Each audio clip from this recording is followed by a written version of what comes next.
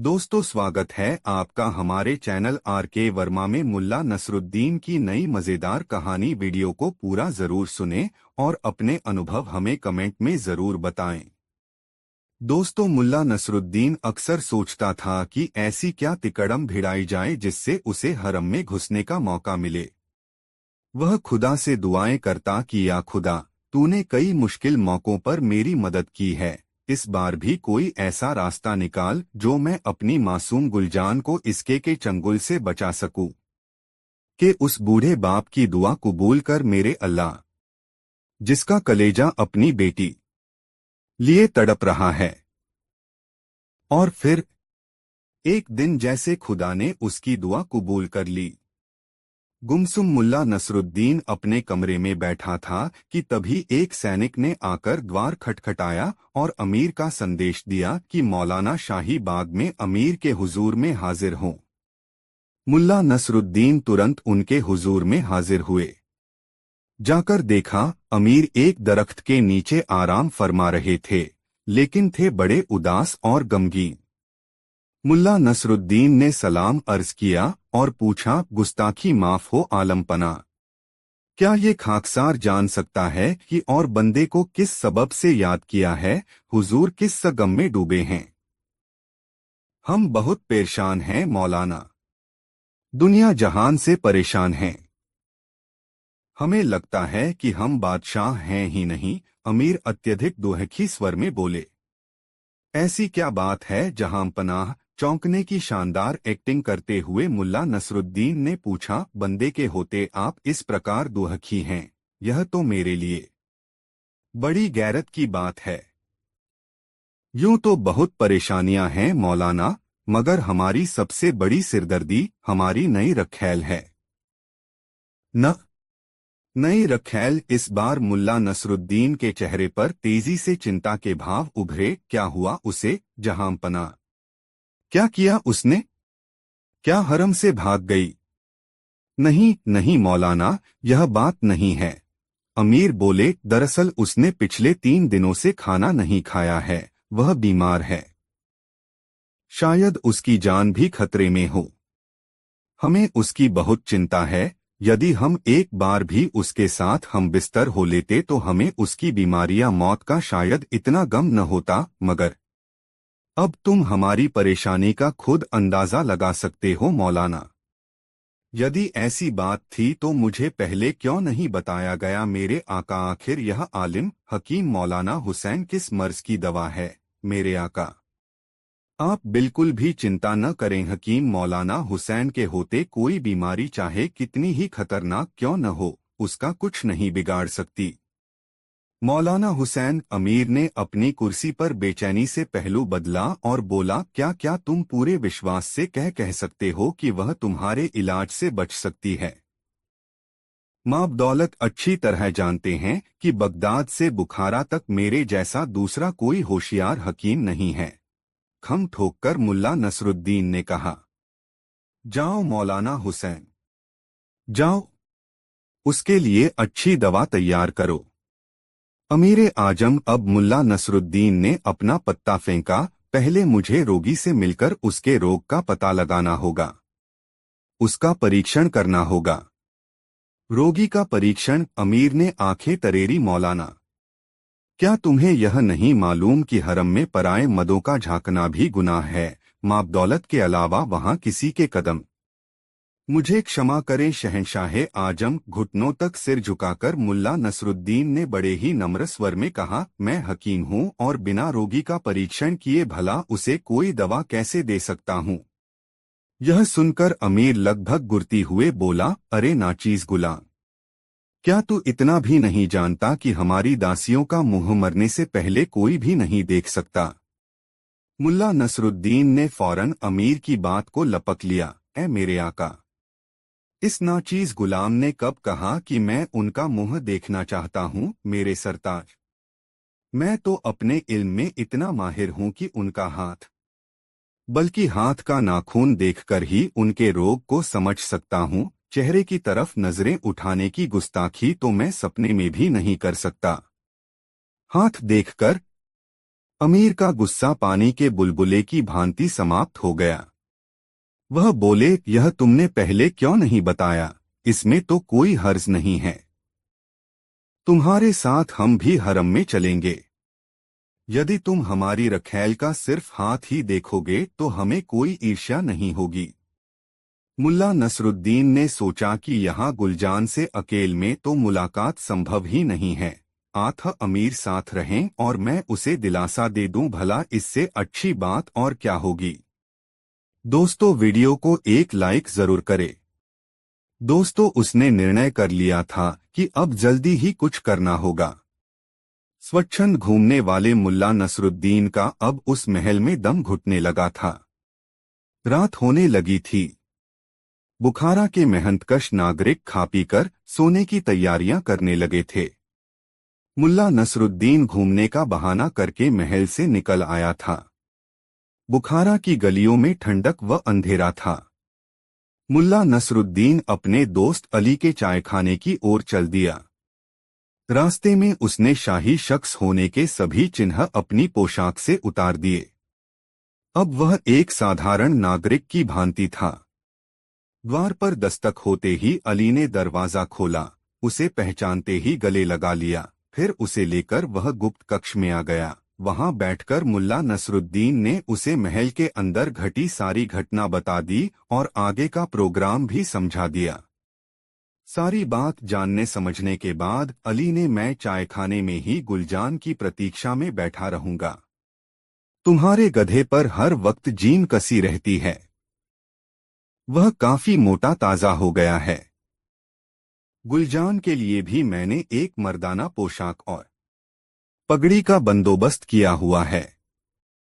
अली उसकी बातें सुनकर मुल्ला नसरुद्दीन बोला, अली, मैं तुम्हारा ये एहसान जीवन भर नहीं भूलूंगा। यह समय इन बातों का नहीं है। मेरे दोस्त लोग केतली से कप में चाय डालते हुए अली ने कहा, चाय पियो और अपने ठिकाने पर पहुंचो। उस कक्ष और चायखाने के बीच पतला सा पर्दा पड़ा था, जिसके इस तरफ अंधेरा होने की वजह से इधर का कुछ भी दिखाई नहीं दे रहा था, मगर दूसरी ओर अर्थात चायखाने की तरफ रोशनी होने के कारण वहां के हर ग्राहक और उसकी एक एक हरकत को देखा जा सकता था। वे दोनों चाय पीने में मशरूफ थे कि तभी चायखाने की तरफ से चेचकरू जासूस की आवाज सुनाई दी।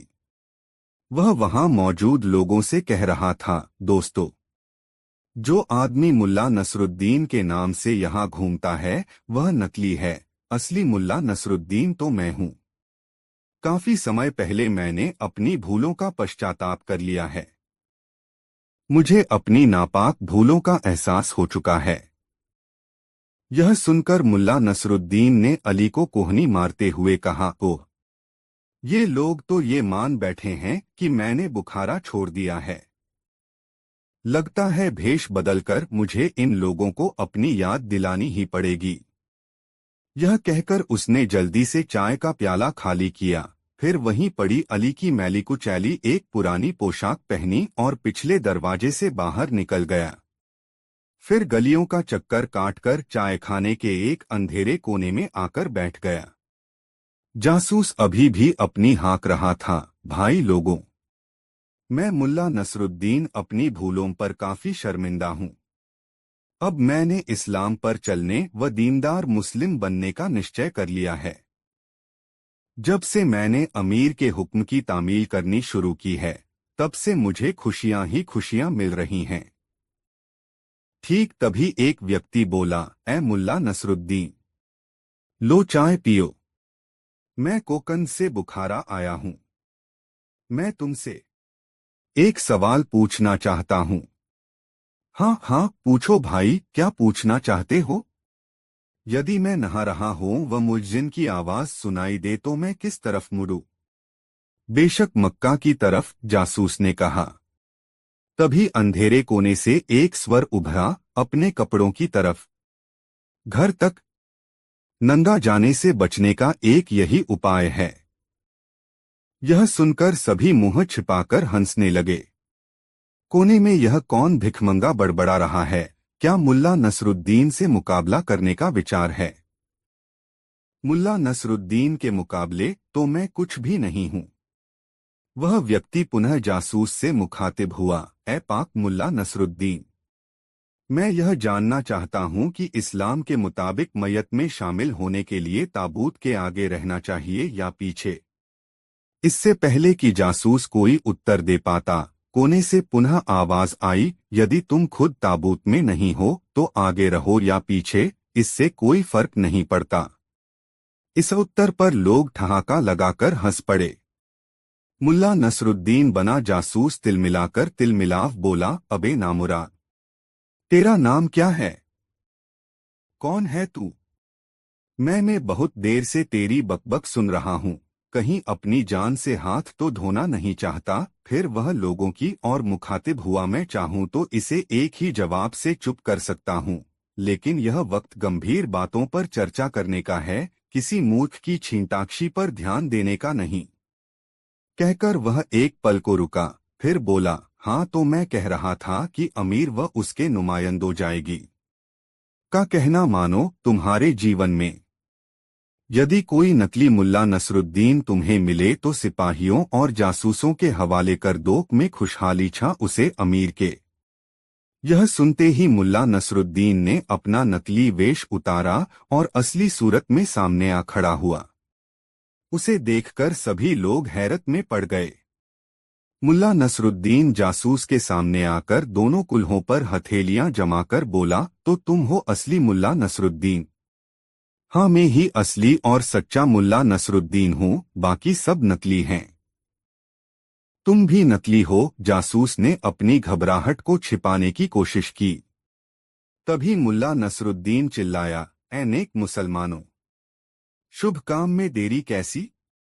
पकड़ लो इस नकली मुल्ला नसरुद्दीन का।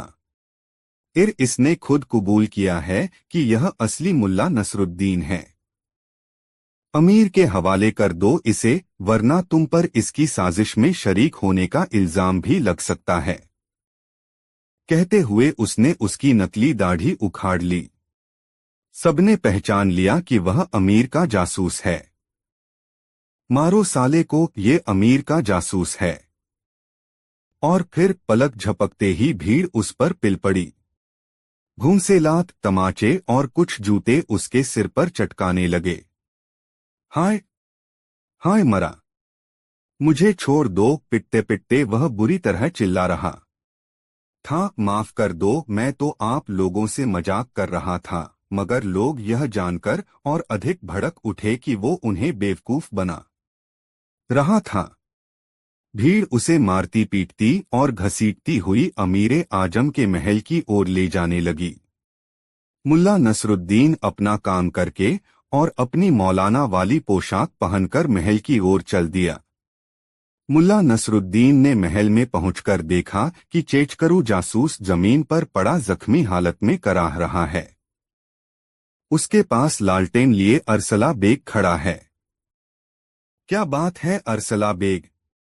बड़ी ही नम्रता से मुल्ला नसरुद्दीन उर्फ मौलाना हुसैन ने पूछा, इतनी रात गए कैसे परेशान हो? बहुत बुरी खबर है मौलाना हुसैन साहब। वह बदमाश मुल्ला नसरुद्दीन फिर से बुखारा लौट आया है। उसने देखिए धरती पर पड़े चेचकरू जासूस की ओर इशारा करके कहा, देखिए उस काफिर ने हमारे सबसे होशियार जासूस की क्या हालत की है। मेरा यह जासूस मेरे ही हुक्म से खुद मुल्ला नसरुद्दीन बनकर लोगों में अमीर की वफादारी और मजहब की बातें बता रहा था, मगर उसका नतीजा यह निकला। तौबा तौबा, जासूस अपने जिस्म को सहलाते हुए बोला, मेरे बाप में इस नामुराद के मामले में पड़ूं मैं कि तौबा, जो अब मैं इस ना ही छोड़कर चला जाऊंगा। मैं तो अब यह शहर शुक्र कर पाजी। उसकी हालत देखकर मुल्ला नसरुद्दीन दिल ही दिल में बोला, अगर महल कुछ दूर होता तो लोगों ने तुझे जिंदा नहीं छोड़ना था। दोस्तों, वीडियो को एक लाइक जरूर करें। दोस्तों, प्रतीक्षा की घड़ियां जल्दी ही समाप्त हो गईं और वह घड़ी आ पहुंची जब मुल्ला नसरुद्दीन को अमीर के हरम में घुसने का हसीन मौका मिल गया। गुलजान को एक नजर देखने के लिए उसकी आंखें तरस रही थीं। हरम के मुख्य द्वार तक आते आते मुल्ला नसरुद्दीन ने रास्ते का पूरा नक्शा अपने दिमाग में बैठा लिया था। पूरे रास्ते में सख्त पहरा था। हिजरा उन्हें लेकर एक कमरे में आया। कमरे के बीचों बीच एक पर्दा लटक रहा था। उस बेशकीमती पर्दे के पीछे गुलजान एक नर्म बिस्तर पर बैठी थी। जीने पर्दे के पार उदास और गुमसुम बैठी गुलजान को मुल्ला नसरुद्दीन साफ साफ देख रहा था। अपनी प्यारी गुलजान को देखकर मुल्ला नसरुद्दीन के सीने में हुक्सी उठी और उसका दिल चाहा कि पर्दा हटाकर अंदर घुसे और अपनी गुलजान को सीने से लगा ले, मगर चाहकर भी वह ऐसा न कर सका। किसी प्रकार उसने अपने पर काबू पाया और धीरे से गुलजान को पुकारा। गुलजान! उसकी आवाज सुनते ही गुलजान के मुख से हैरत और दहशत भरी चीख निकल पड़ी। मुल्ला नसरुद्दीन को आशंका हुई कि घबराहट में कहीं गुलजान उसे असली नाम मसेन से न पुकार बैठे। आठ बड़ी जल्दी से वह बोला, मेरा नाम मौलाना हुसैन है।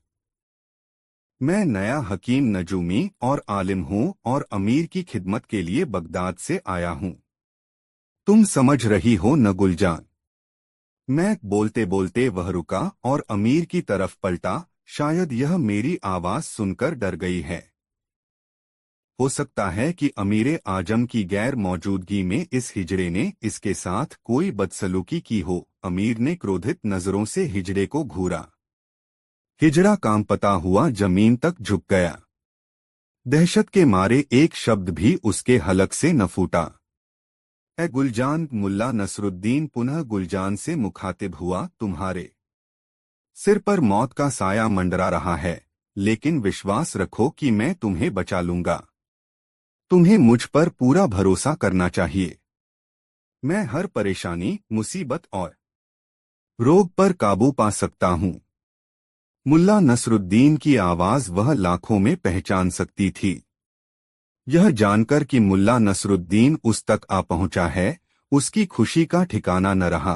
13 इंच मगर सावधान भी थी। वह जानती थी कि उसकी कोई भी गलत हरकत मुल्ला नसरुद्दीन का सिर कलम करवा सकती है। आंख बड़ी बारीक और धीमी आवाज में वह बोली, मैं आपकी बातें सुन रही हूँ। मैं आपको जानती हूँ तथा आपका विश्वास करती हूँ। ए गुलजान!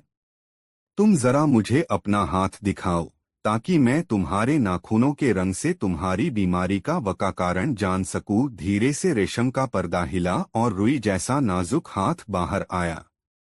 मुल्ला नसरुद्दीन ने धीरे से गुलजान का हाथ थाम लिया। सिर्फ उसका हाथ दबाकर ही सांकेतिक भाषा में वह अपने दिल की बात कह सकता है। वह जानता था कि जब उसने उसका हाथ दबाया तो धीरे से गुलजान ने भी उसका हाथ दबा दिया। मुल्ला नसरुद्दीन के दिल में हुक्सी उठी। वह कोई और भी हरकत कर सकता था यदि अमीर उसके कंधे पर न झुका होता।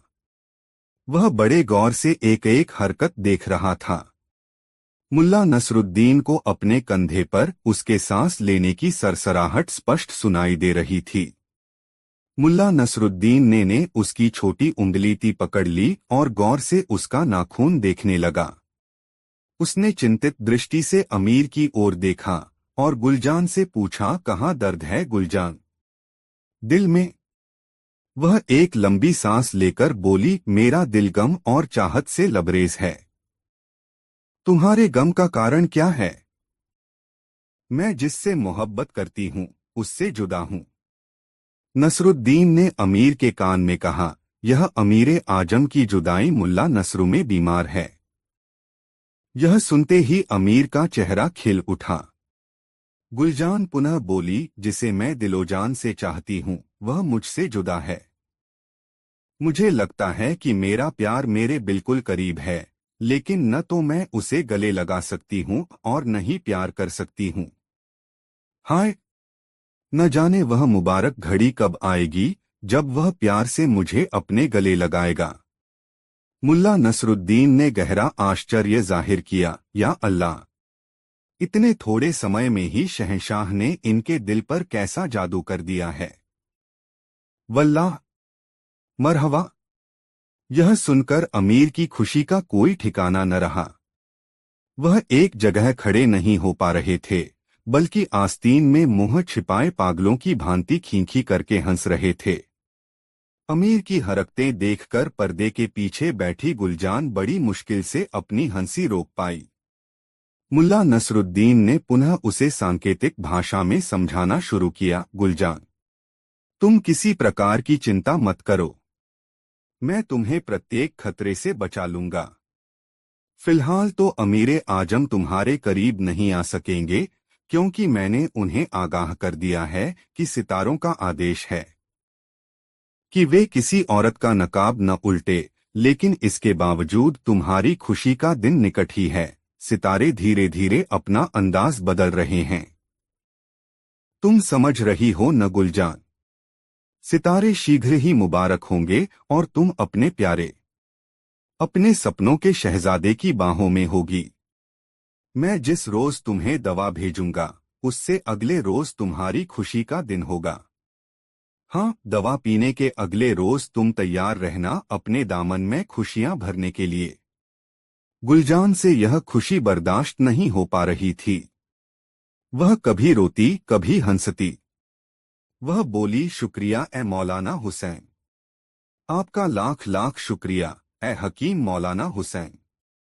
मैं समझ गई कि मेरा प्यार मेरे बिल्कुल नजदीक न है। मुझे लगता है कि उसके और मेरे दिल की धड़कनें एक हो गई हैं। मैं उसके बिना नहीं रह सकूंगी। और फिर उसे समझा बुझाकर मुल्ला नसरुद्दीन और अमीर हरम से वापस लौट आए। दरबार में आकर अमीर ने सोने के सिक्कों से भरी थैलियां मुल्ला को भेंट की। फिर मुल्ला नसरुद्दीन अपने आवास की ओर बढ़ गया। दोस्तों, रात हो गई थी। मुल्ला नसरुद्दीन को इसी क्षण का इंतजार था। वह अपने कक्ष से मिट्टी की एक सुराही लेकर बाहर निकला और सीढ़ियां उतरकर दबे पांव हरम के पहरेदारों तक जा पहुंचा। वह देखो, एक सितारा और टूटा। एक मोटा पहरेदार सिपाही बोला, यदि तुम कहते हो कि सितारे टूटकर जमीन पर गिरते हैं, तो वे जमीन पर पड़े दिखाई क्यों नहीं देते? वे शायद समुद्र में गिर जाते हों, दूसरे ने कहा। तभी मुल्ला नसरुद्दीन ने टोका, ए सिपाहियों, ख्वाजासरा पहरेदार हिजड़े को बुलाओ, मैं अमीर की नई रखैल के लिए दवा लाया हूँ। खबर मिलते ही ख्वाजासरा दौड़ता हुआ आया। उसने बड़ी ही सावधानी से सुराही थाम ली। उसमें सफेद खड़िया का पानी था। मुल्ला नसरुद्दीन ख्वाजासरा को बड़ी बारीकी से इस दवा की सेवन विधि समझाने लगा। तभी मोटा तुंदियल सिपाही बोला, ए परम गुणी मौलाना हुसैन, आप तो सब कुछ जानने वाले हैं, कृपया ये बताएं कि ये सितारे टूटकर कहाँ चले जाते हैं? मुल्ला नसरुद्दीन के सामने चाहे कैसी भी परिस्थिति क्यों न हो, वह मजाक का वक्त और मौका निकाल ही लेता था। उसने बड़ी गंभीरता से उन्हें बताया, ये सितारे, मेरे बच्चों, ये सितारे टूटकर जमीन पर गिरते हैं और छोटे छोटे चांदी के सिक्कों में तब्दील हो जाते हैं। सुबह भिखारी लोग इन्हें बटोर लेते हैं। इस प्रकार मैंने बहुत से लोगों को अमीर बनते देखा है। सिपाही आश्चर्य से एक दूसरे का मुंह देखने लगे। मुल्ला नसरुद्दीन उन्हें बेवकूफ बनाकर आगे बढ़ गया। उसे इस बात का बिल्कुल पता न था कि यह मूर्खतापूर्ण तुक्का भविष्य में उसके लिए बड़ा ही कारगर साबित होने वाला है। वह अपनी मीनार पर चला गया। करीब आधी रात को वह अपनी मीनार से फिर नीचे उतरा और दबे पांव अमीर के शयन कक्ष की ओर बढ़ने लगा। उसका विचार था कि पहरेदार अब तक सो गए होंगे, मगर ऐसा नहीं था। कक्ष के करीब जाने पर उसे कुछ फुसफुसाहटें सुनाई दीं। काश, एक पहरेदार कह रहा था, काश यहाँ भी कोई सितारा टूटकर गिर जाता तो हम भी अमीर बन जाते। भाई, मुझे तो इस बात में कुछ दम नजर नहीं आता। अरे भाई, विश्वास कर, बगदाद के आलिम ने यही कहा था। उनका इल्म रहा है, क्या इतनी सी बात के लिए वे गलत कहेंगे? बहुत गहरा। उनकी बातें सुनकर मुल्ला नसरुद्दीन के दिमाग में तुरंत एक विचार कौंधा। बात तो ठीक है, हालांकि पहले उसे उनकी बातें सुनकर बहुत गुस्सा आया था कि बेवकूफ किस अहमकाना बात को लेकर अपनी रात खराब कर रहे हैं, मगर अब उसने आसमान की ओर देखा, तभी एक सितारा टूटा और तेजी से नीचे गिरने लगा। मुल्ला नसरुद्दीन ने तुरंत अपनी जेब से एक सिक्का निकालकर पहरेदारों की ओर उछाल दिया। कुछ सुना तुमने? को पहले पहरेदार ने कांपती आवाज में पूछा। हाँ सुना तो। तभी मुल्ला नसरुद्दीन ने दूसरा सिक्का फेंका। दोनों पहरेदारों ने पलटकर उस ओर देखा, फिर झपटकर उसे कब्जाने के सिक्के वहां से कुछ आगे की ओर उछाल दिए लिए पेट के बल उस पर लेट गया। दूसरा दूसरे सिक्के की ओर लपका। इस मौके का भरपूर फायदा उठाया मुल्ला नसरुद्दीन ने। उसने एक मुट्ठी वे दोनों उस ओर लपके और मुल्ला नसरुद्दीन लपककर दरवाजे में घुस गया। कुछ ही पलों बाद वह हरम में गुलजान के कक्ष में था। उसे देखते ही गुलजान उससे लिपट गई, मगर यह समय प्यार मोहब्बत का नहीं था। मुल्ला नसरुद्दीन ने कहा, जल्दी करो गुलजान, यह समय प्यार मोहब्बत का नहीं है। ख्वाजासरा बेफिक्री की नींद सोया पड़ा था। मुल्ला नसरुद्दीन गुलजान को लेकर दरवाजे पर पहुंचा। वे दोनों सिक्के बटोरने के बाद अब आसमान की ओर ताक रहे थे। मुल्ला नसरुद्दीन ने एक मुट्ठी सिक्के अपनी दाहिनी ओर उछाल दिए।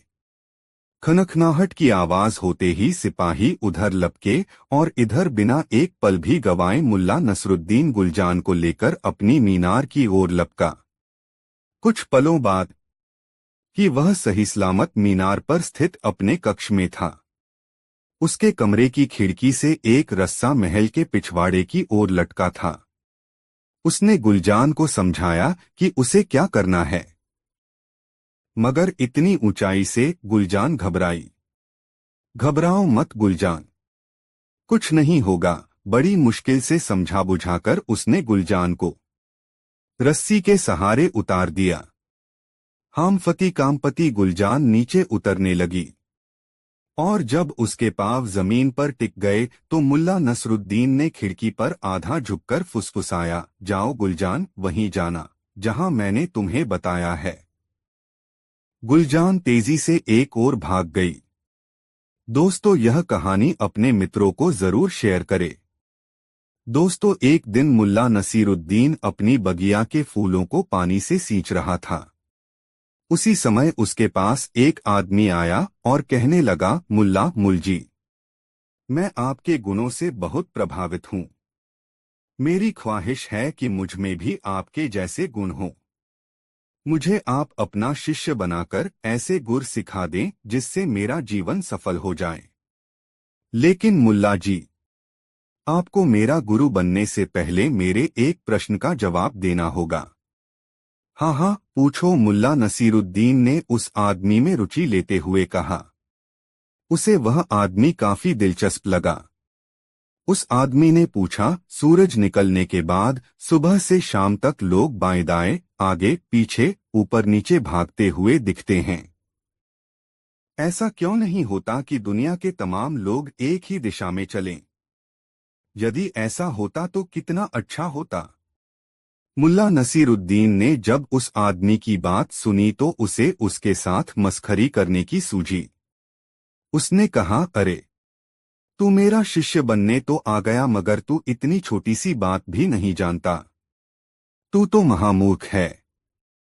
अपने लिए महामूर्ख संबोधन सुनकर वह व्यक्ति बौखला गया और उत्तेजित होकर पूछने लगा, आपने मुझे महामूर्ख कहा? मैं आपको अपना गुरु बनाने आया हूँ, इस बात का भी ख्याल नहीं रखा आपने। मुझे महामूर्ख कह दिया, जबकि मेरा सवाल स्वाभाविक है। यह प्रश्न तो प्रत्येक जिज्ञासु के मन में उत्पन्न होना चाहिए। या तो आप मेरी शंका का समाधान करें या फिर मुझे बताएं कि मैं महामूर्ख कैसे हूं। अब मुल्ला नसीरुद्दीन के चकराने की बारी थी। उसने तो सोचा था कि मजाक की बात मजाक में ही निकल जाएगी, मगर यह तो अजीब हो गया। यह आदमी तो अब बेकाबू हो रहा है। कहाँ तो आया था यह मेरा शिष्य बनने, कहा, अब बिफर कर मुझे ही गुरुता सिखाने लगा है। मन ही मन मुल्ला नसीरुद्दीन उससे निपटने के उपाय सोचने लगा।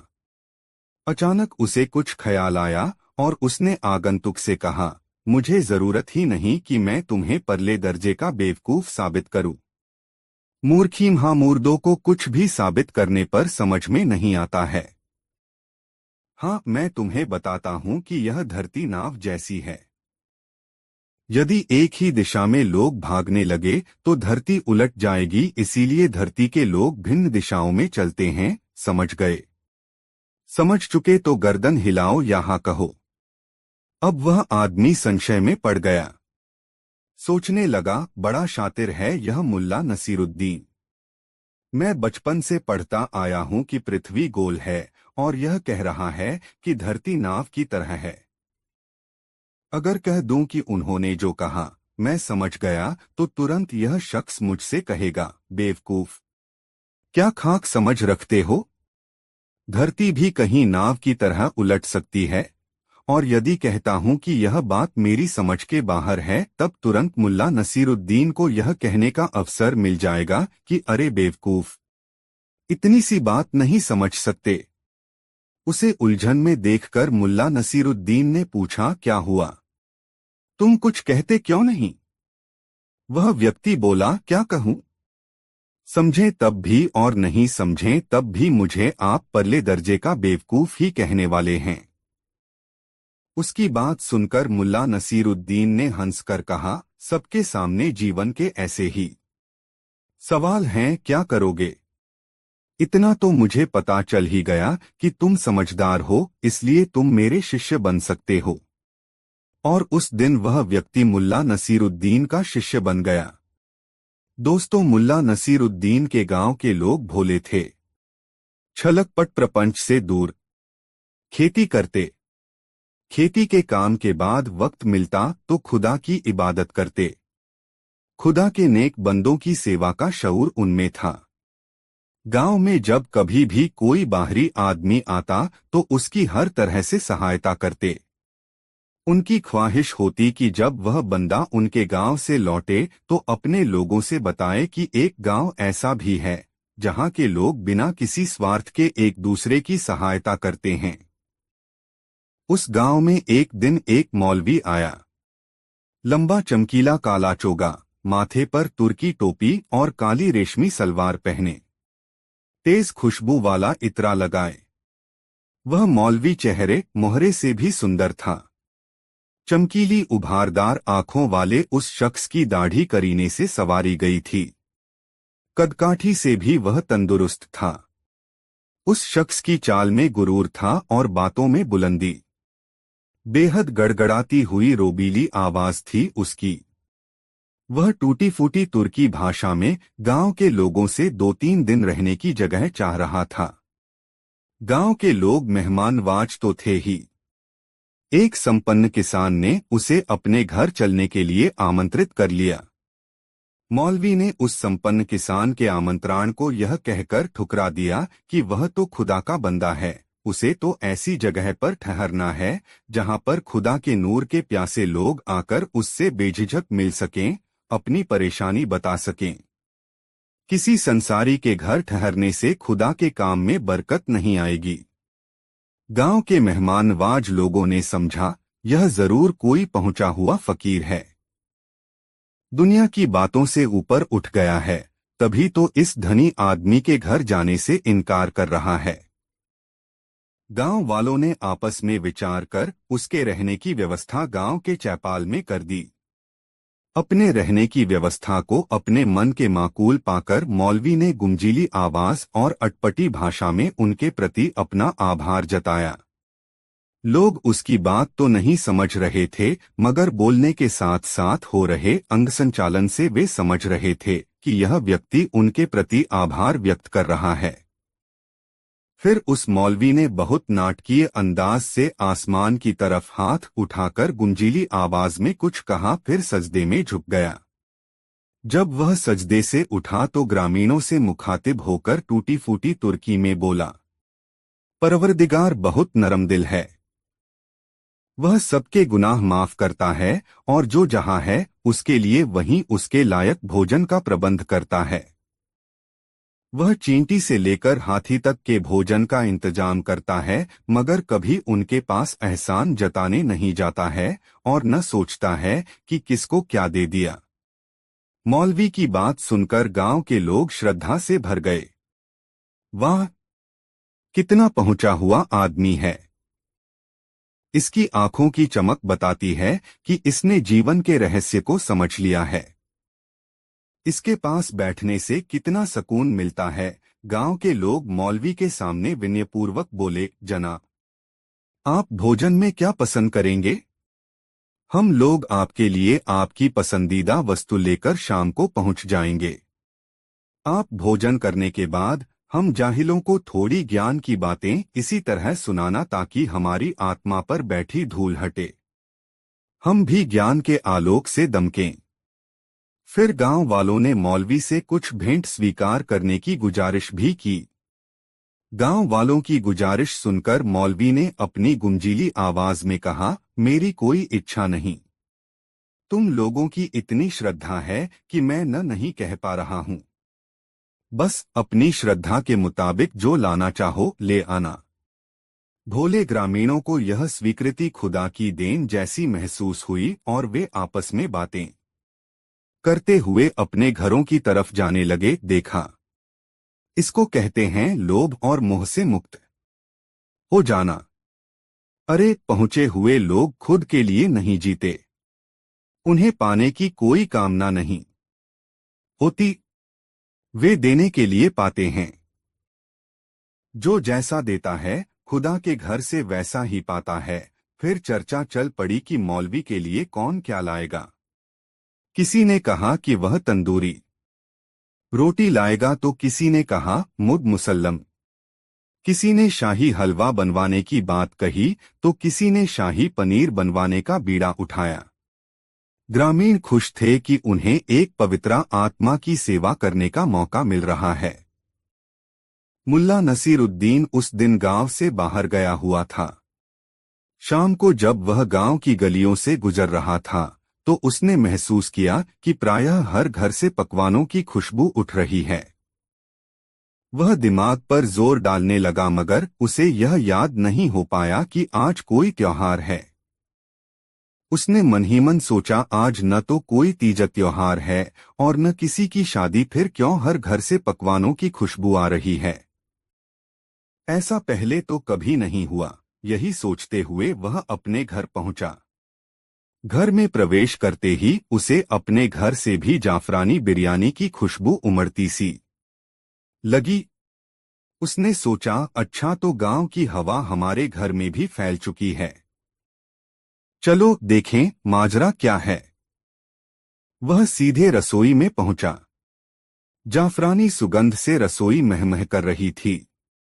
बिरयानी बनाने में उसकी बेगम इतनी मशगूल थी कि उसे इस बात का एहसास तक नहीं हुआ कि मुल्ला नसीरुद्दीन रसोई में आकर खड़ा हो गया है।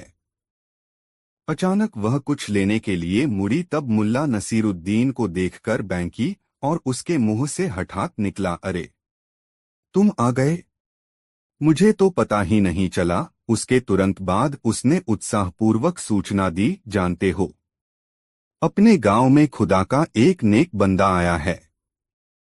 सचमुच खुदा का नूर बरसता है उस पर। शरीर और सेहत से मस्त मलंग है वह। किसी का कुछ लेना उसे पसंद नहीं। गांव वालों के सामने ही रहमत मियाँ उसे अपने घर ले जा रहे थे, मगर उसने उनके यहाँ जाने से इनकार कर दिया। कहा, मैं तो खुदा का बंदा हूँ, किसी के घर कैसे ठहर सकता हूँ? मैं तो ऐसी जगह ठहरूंगा जहाँ गरीब से गरीब आदमी भी मुझसे मिल सके। गांव वालों ने उसे चैपाल में ठहराया है, वहाँ कोई भी उससे मिल सकता है। मैं यह बिरयानी उसके लिए ही बना रही हूँ। तो वह किसी से कुछ नहीं लेता और तुम उसके लिए बिरयानी बना रही हो? मुल्ला नसीरुद्दीन ने अपनी बेगम से पूछा। उसकी आवाज में व्यंग्य का पुट था। हाँ सच्ची, उसकी बेगम मासूमियत से बोली। और उस शख्स पर खुदा का नूर बरसता है, मुल्ला नसीरुद्दीन ने पूछा। हाँ, सच्ची, उसी मासूमियत से बेगम ने जवाब दिया। तुमने उसे देखा है? मुल्ला नसीरुद्दीन ने संजीदगी से सवाल किया। नहीं, मैंने नहीं देखा है। मुझे तो नसीरा बेगम ने बताया कि गांव के कई घरों में उसके लिए खाना तैयार हो रहा है। पता नहीं किस खुशकिस्मत के घर का खाना मौलवी साहब कबूल करें, बेगम ने तत्परता से बताया। मुल्ला नसीरुद्दीन ने हंसते हुए कहा, और इसलिए तुम सोने से भी महंगे जाफरान का इस्तेमाल कर उसके लिए बिरयानी बनाने में जुटी हो कि वह खुशकिस्मती तुम्हें हासिल हो जाए, है न? तुम मेरा मजाक क्यों उड़ा रहे हो? मैंने क्या गलत किया? गांव के हर घर से उस पवित्रा आत्मा के लिए कुछ न कुछ पकवान उसके पास जाएगा। अपने घर से न जाता तो अच्छा नहीं लगता न? तुम अभी अपने कपड़े नहीं बदलना। बिरयानी तैयार है, मैं उसके लिए बिरयानी निकाल देती हूँ। मैंने जायके का पूरा ख्याल रखकर यह बिरयानी बनाई है। तुम उसे चैपाल तक ले जाओ और मौलवी साहब को जिमा आओ। गरम गरम बिरयानी से ही सही जायका मिलेगा, बेगम ने मुल्ला नसीरुद्दीन से कहा। मुल्ला नसीरुद्दीन ने भी सोचा, चलो इस बिरयानी के बहाने जरा उस पवित्रा आत्मा को देख आए। बेगम ने बिरयानी निकाली, उसे एक डिब्बे में बंद किया। एक तश्तरी और एक चम्मच के साथ डिब्बे को एक झोले में रखकर मुल्ला नसीरुद्दीन को थमा दिया। मुल्ला नसीरुद्दीन एक हाथ में झोला लिए अपने गधे पर सवार हुआ और पहुंच गया चैपाल। चैपाल के बाहर वह थोड़ी देर तक वहां का रंगढंग देखने के लिए गधे पर बैठा रहा। गांव के लोग आते, चैपाल में ठहरे मौलवी को अपने घर से लाया पकवान देते, और वह मौलवी न जाने किस भाषा में धारा प्रवाह कुछ बोलने लगता। बोलने के दौरान वह अपनी बड़ी बड़ी आंखों से आसमान की ओर देखता। उसके चेहरे पर रहस्यमय मुस्कान खेलने लगती और वह अपनी दोनों भुजाएं फैलाकर टूटी फूटी तुर्की भाषा में बोलता, खुदा बहुत रहमदिल है। वह सबके लिए सोचता है। कायनात में जो जहां है उसके लिए वही भोजन भेजता है, चाहे वह चींटी हो या हाथी। मुल्ला नसीरुद्दीन ने थोड़ी देर तक मौलवी का यह नाटक देखा और वह समझ गया कि यह फरेबी इंसान अपने को ज्ञानी और ध्यानी प्रमाणित करने के लिए इस प्रकार का आचरण कर रहा है। भोले भाले ग्रामीण मौलवी के इस अंदाज पर फिदा थे और वे मौलवी को जाते समय भेंट देने की योजना बना रहे थे। चूंकि मुल्ला नसीरुद्दीन को वे लोग एक समझदार आदमी मानते थे, लोगों ने उसे वहां देखकर घेर लिया और उससे पूछने लगे, मुल्ला साहब हमें बताइए, इस पवित्रा आत्मा को हम लोग मिलकर ऐसी कौन सी भेंट दें कि इन्हें यहाँ से जाने के बाद भी हमारी याद बनी रहे। जिस समय ग्रामीण मुल्ला से ये बातें कर रहे थे, ठीक उसी समय किसी ग्रामीण के द्वारा दिया पकवान स्वीकार करते हुए मौलवी ने टूटी फूटी तुर्की में जोर से कहा, तू यहाँ देता है और तेरा दिया वहाँ जमा होता है। वहाँ कहते समय मौलवी ने अपनी एक उंगली आसमान की तरफ उठा दी। मौलवी के इसी अंदाज पर मुल्ला नसरुद्दीन को वह नौटंकीबाज और धूर्त लगा था। मुल्ला नसीरुद्दीन ने कहा, जरा मैं भी पवित्रा आत्मा से बातें कर लूं, तब आप लोगों को बताऊंगा कि उसे भेंट स्वरूप क्या दिया जाना चाहिए। इतना कहकर मुल्ला नसीरुद्दीन ग्रामीणों के घेरे से निकलकर पवित्रा आत्मा के पास पहुंच गया और वहीं एक किनारे बैठ गया, चुपचाप। अब ग्रामीणों ने पवित्रा आत्मा से उपदेश देने की विनती की। मौलवी अपनी जगह पर खड़ा होकर थोड़ी देर तक उपदेशात्मक लहजे में बोला और ग्रामीणों की तरफ संतुष्ट दृष्टि से देखा, मगर ग्रामीण केवल उसकी आवाज से सम्मोहित थे और बोलने के अंदाज से समझ रहे थे कि उसने कोई बड़ी बात कही है, कोई शानदार सीख दी है। ग्रामीणों को अपनी ओर अपलक निहारते हुए देखकर मौलवी ने कहा, लगता है आपको मेरी बातें समझ में नहीं आई। फिर उसने टूटी फूटी तुर्की भाषा में ग्रामीणों से कहा, यह खुदा ही है जिसने इस खूबसूरत दुनिया को बनाया, सूरज को रोशन किया, चांद तारे बनाकर आसमान को सजाया। हमें उसकी शान में झुकने की आदत डालने की जरूरत है। आओ हम सब उसकी शान में झुकें कि वह हमें सांस लेने के लिए भरपूर हवा देता है, हमारी प्यास बुझाने के लिए जगह नदियां बहाता है। धरती के ऊपर ही नहीं, धरती के भीतर भी पानी पहुंचाता है। वह आदमी का ही नहीं, कीटों का भी रखवाला है। आओ हम सब उसकी शान में झुक जाएं। इतना कहकर मौलवी ने सजदे की मुद्रा बनाई तो सारे ग्रामीण सजदे में झुक गए। इसके बाद मौलवी चौपाल में चला गया। मुल्ला नसीरुद्दीन को छोड़कर बाकी ग्रामीण मौलवी का प्रशस्ति गान करते हुए लौट गए। मुल्ला नसीरुद्दीन उस मौलवी के पास पहुंच गया। उसे देखकर मौलवी ने सोचा कोई श्रद्धालु आया है, इसलिए उसने अपनी आंखों से आसमान की ओर देखते हुए अपना हाथ आसमान की तरफ उछालते हुए कहा, खुदा बहुत रहमदिल है, तू यहाँ देगा तो वहाँ पाएगा। मुल्ला नसीरुद्दीन ने मौलवी की तरफ देखते हुए कहा, मैं खुदा का बंदा हूँ पवित्रा आत्मा, और तुमसे बड़ा नौटंकीबाज। मुल्ला नसीरुद्दीन ने यह बात तुर्की में कही और इसके बाद फर्टीदार अरबी बोलते हुए मुल्ला नसीरुद्दीन ने न जाने क्या कुछ कहा जिसे वह मौलवी समझ नहीं पाया, मगर मुल्ला ने बोलते समय जो भाव मुद्राएं अपनाई उसे देखकर कोई भी समझ सकता था कि वह कोई पहुंचा हुआ फकीर है। इसके बाद मुल्ला फिर से तुर्की में बोलने लगा। अब आप समझ चुके होंगे कि आपकी तरह मैं भी नहीं समझ में आने वाली भाषा में तकरीरें कर सकता हूं और ऐसी भंगिमाएं बना सकता हूं जिससे लोगों को भ्रम हो जाए कि मैं कोई सिद्ध पुरुष हूं, और ऐसा मैं कई तरह से कर सकता हूं। इसके बाद मुल्ला नसीरुद्दीन रूसी में फर्टीदार भाषण देने लगा। वह प्रवचन की मुद्रा में रूसी बोल रहा था और उसकी भंगिमाएं महात्माओं जैसी थीं। हतप्रभ था मौलवी। उसने सपने में भी नहीं सोचा था कि गांव में उसे शेर को सवा से मिल जाएगा, किंतु मुल्ला नसीरुद्दीन ने जो नहले पर दहला मारा था उससे उसकी बोलती बंद हो गई थी। अपनी बातों से मुल्ला नसीरुद्दीन मौलवी को इतना पीट चुका था कि उसके मुंह से बोल नहीं फूट रहे थे। यह सब कर चुकने के बाद मुल्ला नसीरुद्दीन ने बहुत अदब से मौलवी के सामने झुकते हुए कहा, अब आप समझ चुके होंगे कि खुदा के इस नेक बंदे में ऐसे और भी कई लाजवाब फन मौजूद हैं। मेरी एक आवाज से जूतों की बरसात होने लगती है, और आवाज थोड़ी तीखी हो जाए तो जूते डंडों में तब्दील हो जाते हैं। यदि मेरा यह फन भी देखना है तो सुबह का इंतजार कीजिए। सुबह हमारे गांव के लोग आपके लिए भेंट और चढ़ावा लेकर आएंगे।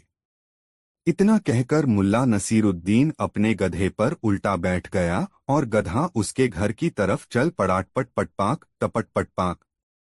गधा मौलवी से दूर होता जा रहा था और मौलवी की तरफ मुंह किए गधे पर बैठा मुल्ला नसीरुद्दीन हाथ हिलाता जा रहा था। मौलवी उसे अपलक देख रहा था। दूसरे दिन जब ग्रामीण उस पवित्रा आत्मा के दर्शन के लिए आए तो पाया कि चौपाल सूना पड़ा है। मौलवी का कहीं कोई अतापता नहीं है।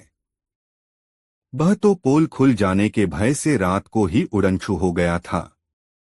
दोस्तों, यह कहानी आपको कैसी लगी कमेंट में जरूर बताएं। ऐसी और नई मजेदार कहानी सुनने के लिए हमारे चैनल आरके वर्मा को सब्सक्राइब जरूर करें। यह वीडियो अपने मित्रों को जरूर शेयर करें। वीडियो देखने के लिए धन्यवाद।